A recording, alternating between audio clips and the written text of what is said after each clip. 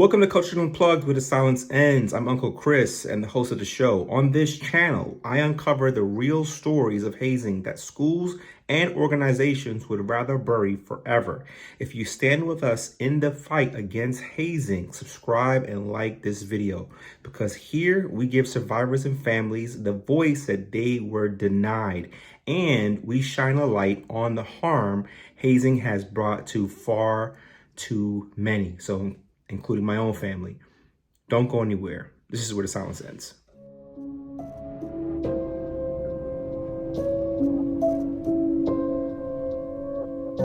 Before I begin, let me just say all respect, love, and light to the family and friends of Caleb Wilson, is who we're going to be talking about tonight.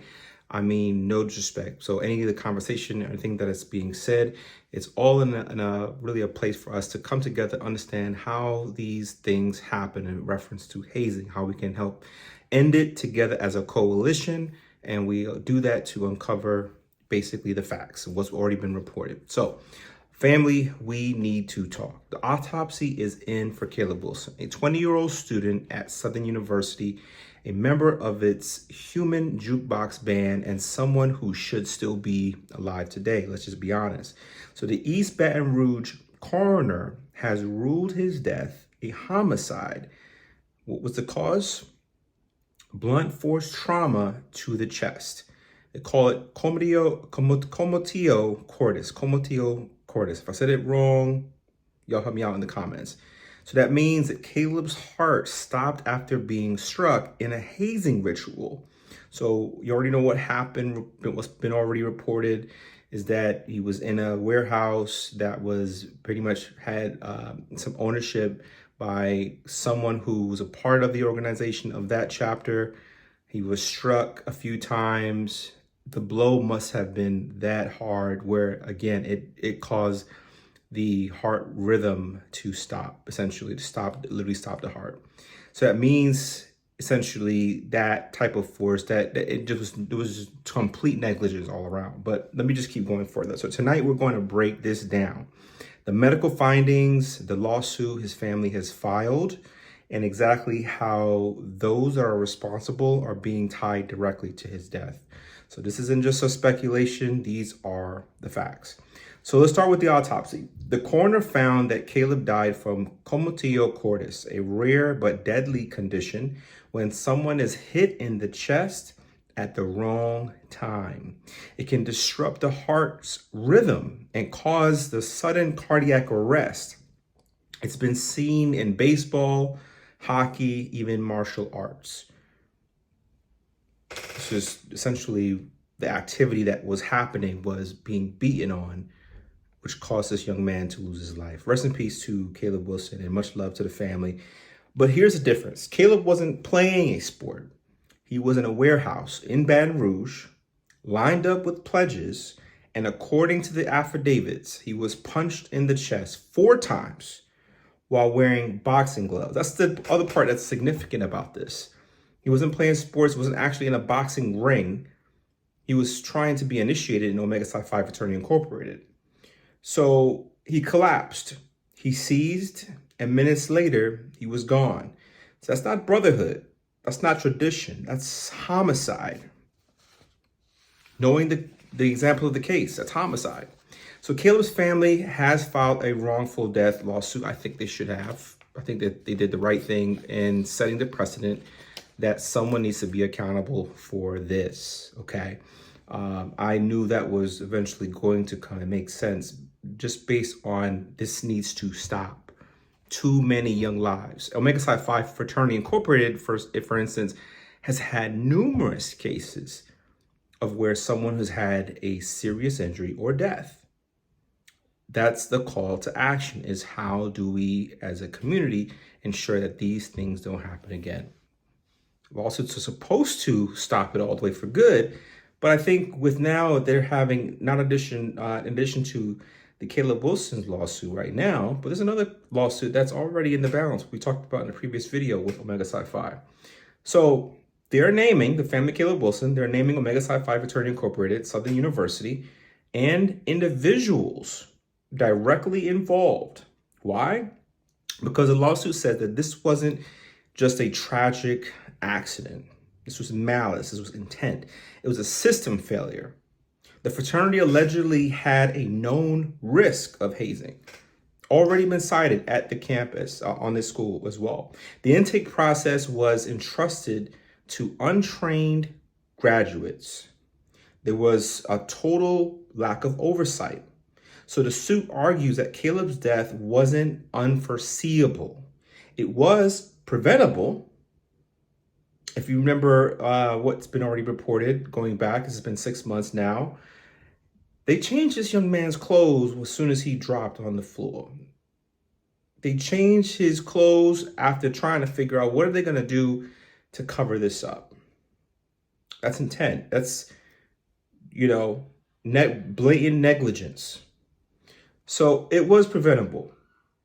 And at this point, the courts will have to decide whether these institutions share the liability for creating that environment where hazing could thrive. Let this be known.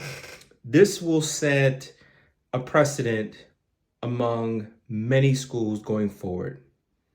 If they remain or they look to remain active as an institution, they have a duty to protect students. They have a duty to protect and save and keep young kids' lives saved, right? And if it comes down to it, and especially with this liability, with this suit especially, they're not going to play around and entertain any more cases at any school for it to happen again. Because it opens up too much liability. How many more lawsuits does any organization, whether it's a Black Greek organization or a white Greek organization, whether it's marching bands, how many more? Because these acts are costing too much damage on families, to the victims involved, and the schools who are trying to maintain an image. But there's culpability and there's complicity in this. So this is where the accountability comes in. Caleb McCray, which is the young man who was in question to be the person who delivered the fatal blows, a 23-year-old graduate, okay, delivered the fatal blows. He's been, and it's allegedly, he's been charged with hazing and manslaughter.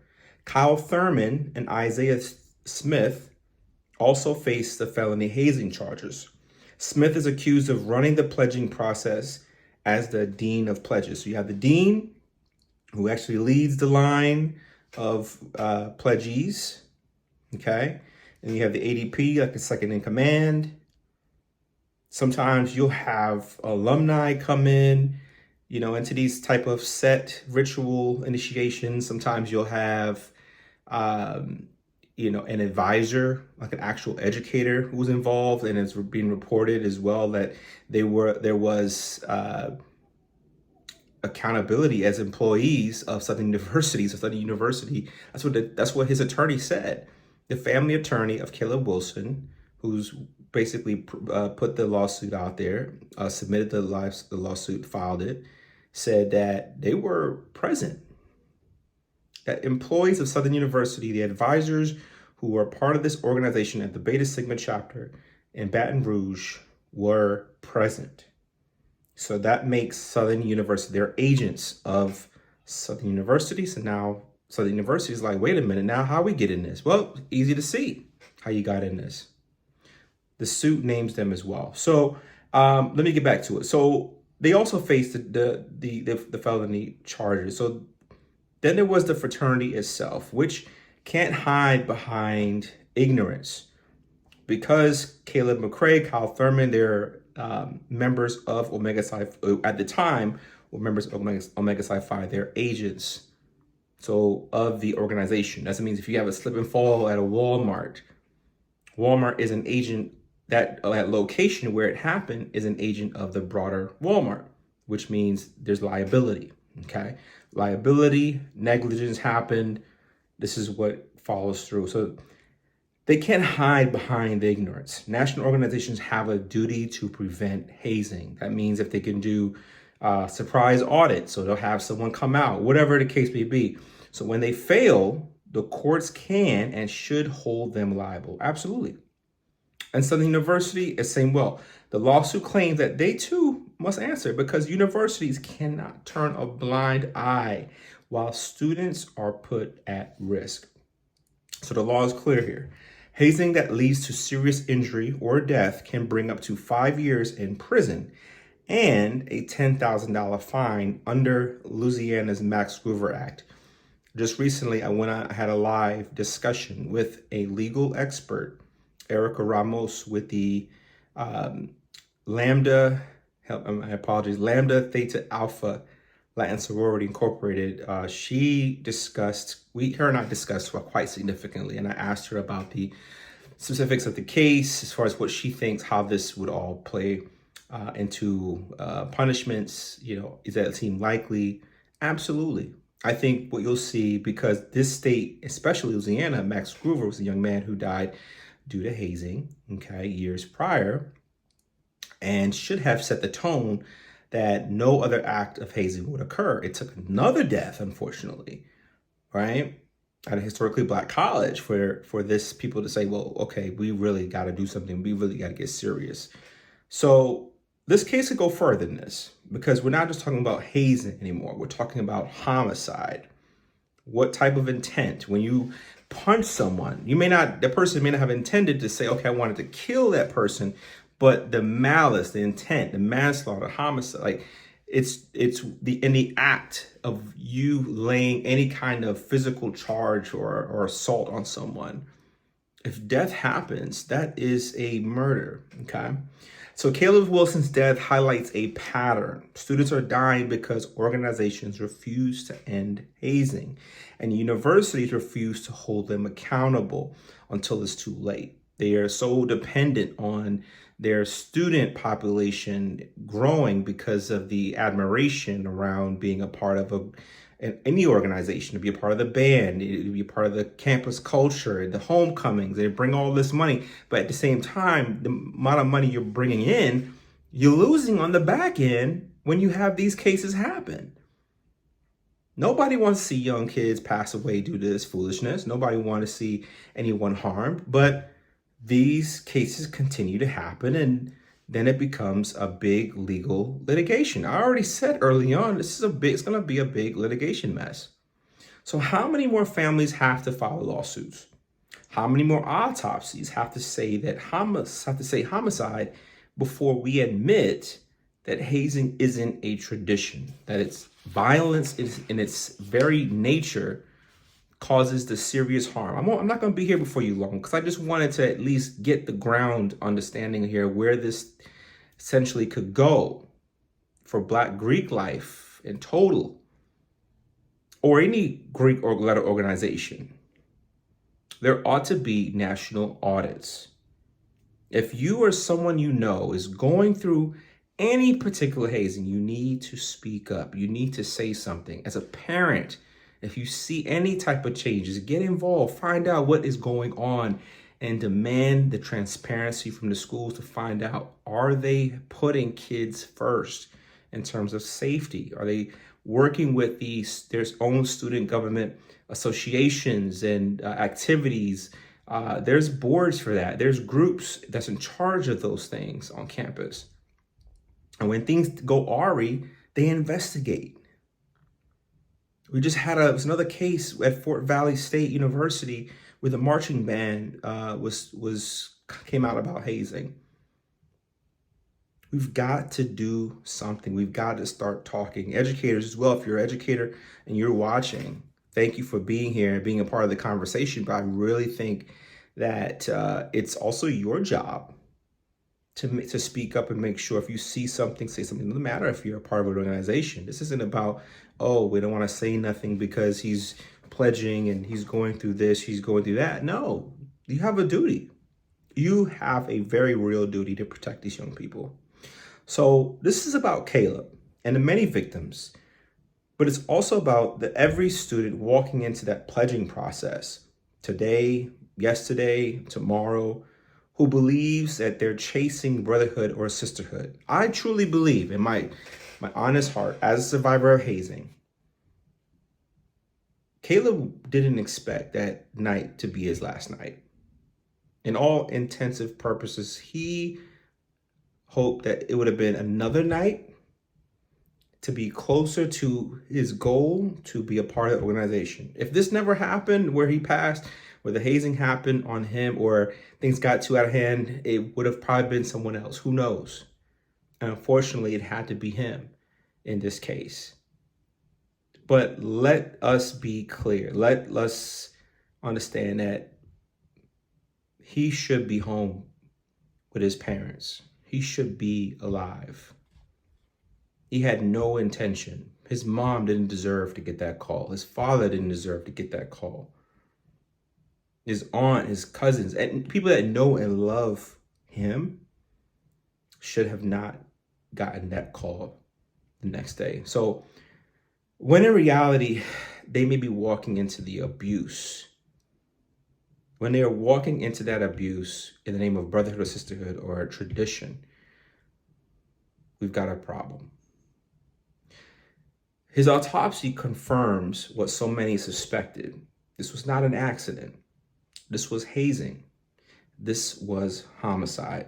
Family, I need you to share this video. Make sure Caleb's story is seen, heard, and remembered. Subscribe to this channel if you believe in protecting students and holding the institutions accountable. I try to drive as much action to make sure that these cases never turn cold, so that we really pause for reflection and create activism to really protect and get people's voices heard, their stories told, and their stories protected. Support hazing prevention research is what I wanted to say. Support hazing prevention research. The link is in the description, because silence only protects hazing. And here, the silence ends with us. Support the link if you wanted to go ahead and donate. You can donate to life-saving research in collaboration with the stophazing.org and hazinginfo.org. The link is in my bio. It's with the University of Maine. There are great people working on this, teams that are working through this. Dr. Elizabeth Allen has done a wonderful job to put this out there. But let's just make sure we do our part as a community to prevent acts of hazing, okay? I hope you all enjoy and have a wonderful rest of the week. We've got more stories that are coming up. So please stay locked in with me. And of course, as we always say, this is where the silence ends.